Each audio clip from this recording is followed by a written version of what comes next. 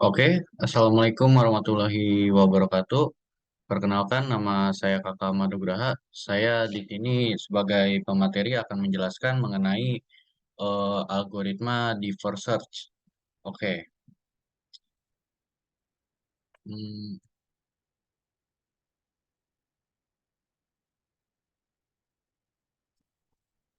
oke, algoritma deeper search adalah suatu metode pencarian dari sebuah tree atau pohon yang kita sebut pohon di sini adalah grafik ya. Dengan menelusuri satu cabang sebuah grafik dari tentunya dari kiri sampai ke kanan untuk menemukan solusi. Nah, eh,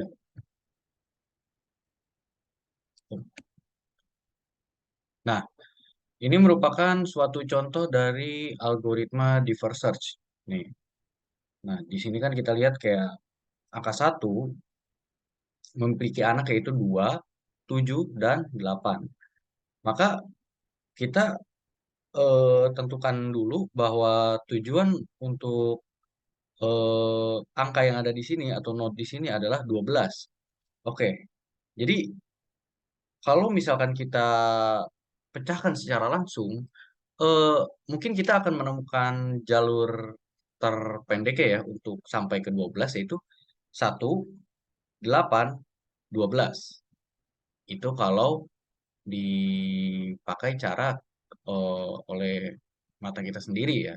Tapi untuk di first search ini tidak seperti itu. Jadi harus ditelaah dulu dari satu, kemudian dua, tiga, lalu empat, terus lima, terus enam, lalu tujuh, lalu diurai lagi sampai ke kanan ini delapan, sembilan, sepuluh, lalu delapan ke 12. Nah, jadi ya diuraikan satu-satu lah.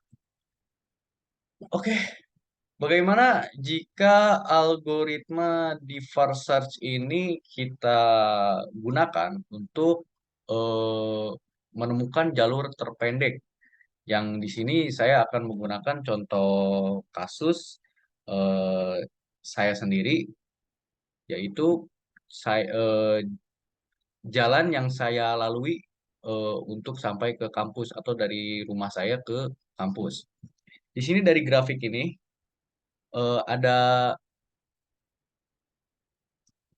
apa ya? Ini titik, artinya ini titik rumah saya, Rengas Dengklok, lalu menuju Jalan Proklamasi, lalu sebelah kiri ada Tanjung Pura, lalu dilanjut ke Gempol, lalu kalau ke kanan ini ada Jalan Baru, lalu Bepas, dilanjut ke Bepas.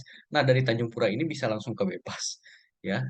Lalu ini dari Gempol ini kalau ke kiri ada Poponcol, lalu ke kanan ada Jalan Niaga, lalu dilanjut dari Poponcol ini ada alun-alun Karawang, lalu dilanjut Bundaran Gelung. Ya, intinya semua jalan ini terhubung ke satu titik ini, yaitu kampus saya sendiri. Oke, dari grafik ini saya menemukan tiga tabel ya, tiga tabel yang akan saya tunjukkan. Oke, tabel pertama, eh, sebentar. Oke, nah ini tabel pertama, yaitu dari Rengas Dengklok, Jalan Proklamasi, Tanjung Pura, dilanjut ke Gempol, Poponcol, Alun-Alun Karawang, Bundaran Galungmas, dan HS Ronggo Waluyo. Lalu disusul ke UBP Karawang ya. Nah, ini tabel ini dapatnya dari mana sih gitu? Nah, dapatnya dari sini. Oke, tadi Rengas Dengklok, lalu Jalan Proklamasi, kita ke kiri, Z, Tanjung Pura, lalu dilanjut ke Gempol, kita ambil jalur ke kiri Poponcol, jalur graf ya maksudnya ya, Poponcol, lalu dilanjut ke alun-alun Karawang, dilanjut lagi ke Bundaran Galuh Mas, lalu dilanjut ke HS Waluyo, itu jalan depan kampus saya, dan sampailah sini. Nah, tabel pertama ini dapatnya dari sini. Set, set, set, set, set, set, set, set. Ya, oke. Nah, ada juga tabel kedua. Tabel kedua ini sama aja, tetap nyampenya akan ke situ, yaitu Rengas Dengklok, Jalan Proklamasi, lalu Jalan Tanjung Pura, Bypass, Jalan Gogo, Jalan Niaga, Tuparep, Alun-alun Karawang, Bundaran Galumas, dan AS Ronggo. Nah, oke kita lihat. Dari mana nih tabel kedua ini? Dari sini, dari titik sini, dilanjut ke sini, set, lalu ke kiri, Tanjung Pura, kiri Tanjung Pura, lalu kita ambil ke bypass. Dari bypass ini dilanjut ke sini yaitu Jalan Gogo, lalu dilanjut lagi ke Jalan Niaga, dilanjut lagi ke pada Tuparep ya, dilanjut lagi ke alun-alun Karawang. Jadi alun-alun Karawang akan dilanjut ke Bundaran Galumas dan HS Ronggo dan sampai ke tempat. Oke. Ada juga tabel ketiga. Tabel ketiga ini ada ya Rengas Dengklok, Jalan Proklamasi, Jalan Baru, Bebas, Jalan Gogo, Jalan Niaga, Tuparep, alun-alun Karawang, sorry ini salah ketik mungkin. Bundaran ini Bundaran Galumas dan HS Ronggo. Nah, ini sampai di tujuan sini. Eh, dari tabelnya kita tunjukkan, oke, dari Rengas Dengklok, terus Jalan Proklamasi, lalu dilanjut ke Jalan Baru ya. Jadi ini ke kanan. Lalu dilanjut ke Bebas, Jalan Gonggo, dan ini sebenarnya sama seperti tabel kedua, akan tetapi kalau tabel kedua ini lewat sini, kalau tabel ketiga ya lewat sini. Lalu dilanjut set set set set set. Nah, di versus ini saya gunakan untuk mengimplementasikan untuk mencari ya, untuk mencari jalur terdekat untuk sampai dari titik sini ke titik sini. Oke, hasil yang saya dapat adalah bahwa tabel yang paling dekat untuk sampai ke titik sini adalah ini kita sebut titik A dan titik X ya. Ini A artinya rumah saya dan ini X. X itu artinya tujuan. Yang kalau saya telaah, maka jalur terdekat dari eh, jalan ini adalah tabel pertama. Mengapa tabel pertama? Karena dilihat dari grafik sendiri ini tidak muter-muter ya. Eh, set. Nah, seperti itulah. Nah, saya akan menjelaskan kelebihannya. Kelebihan dari algoritma DFS. Kita bisa mengetahui seluruh jalur yang ada di kota, maka secara tidak langsung kita akan mengetahui seluruh jalanan yang ada di kota tersebut.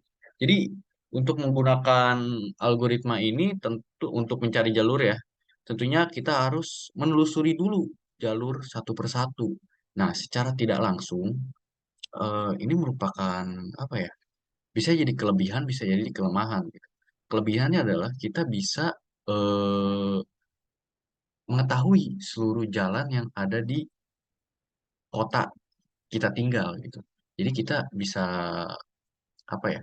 Ya, mengetahui lah seluk-beluk jalan gitu. Lalu yang kedua, kita bisa menghemat waktu dalam perjalanan. Oke. Yang ketiga ada dapat mengetahui jalur terdekat untuk menempuh perjalanan ke tempat tujuan ini tentunya ya. Oke. Di sini ada kekurangan ya tadi selain disebutkan tidak bisa digunakan secara mendadak dikarenakan kita harus mengeksplor satu persatu jalanan di kota. Nah, itu dia.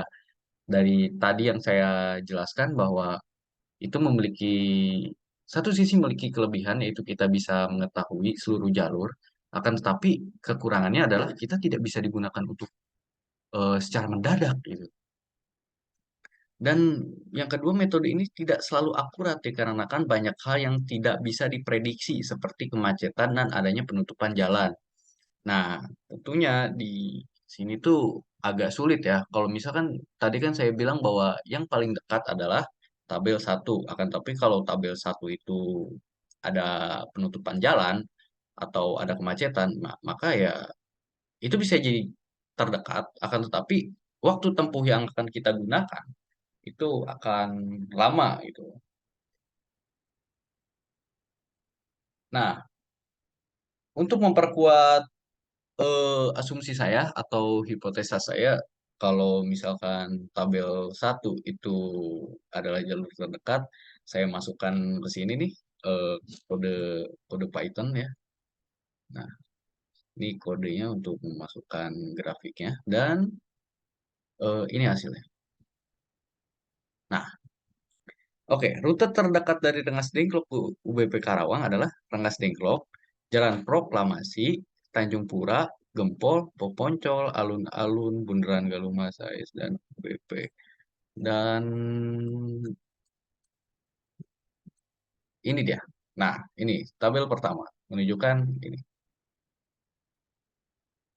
Jadi program Python sendiri juga sama dengan saya bahwa tabel pertama adalah jalur terdekat. Oke. Nah, kesimpulannya adalah algoritma deferred search ini bisa menjadi salah satu cara untuk bisa digunakan dalam menentukan jalur terdekat dan tidak hanya itu saja, algoritma DFS juga bisa digunakan dalam pemecahan masalah pada studi kasus lainnya. Diharapkan penelitian yang saya paparkan pada saat ini dapat berguna di kehidupan nyata dan dapat diimplementasikan kepada para pembaca. Ya, sekian dari saya presentasinya. Mohon maaf kalau ada pembahasan yang mungkin kurang jelas atau apa, tapi saya minta maaf sebesar-besarnya. Oke, baiklah kalau gitu saya tutup. Assalamualaikum warahmatullahi wabarakatuh.